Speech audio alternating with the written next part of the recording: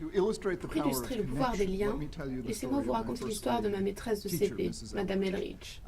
J'ai commencé l'école publique à Chatham, Massachusetts, en 1955, à l'âge de 6 ans. J'arrive au CP et je suis supposée apprendre à lire.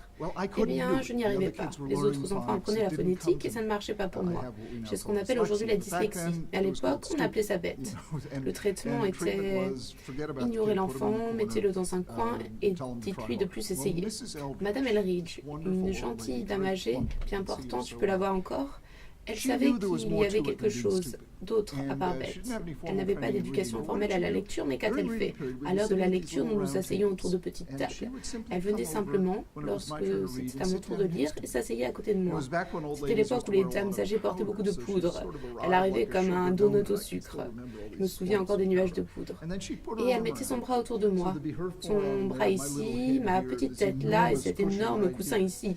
Et elle me serrait contre ça. Et je me sentais tellement en sécurité. Alors que je balbutiais et bégayais, aucun des autres élèves ne se moquait car j'avais la mafia assise à côté de moi. C'était mon plan de compensation, le bras de Madame Elridge. Ce bras supprimait du processus les vrais troubles que sont la honte, la peur et croire qu'on est bête. J'étais un mauvais lecteur toute l'année, mais j'étais attachée à l'acte de la lecture.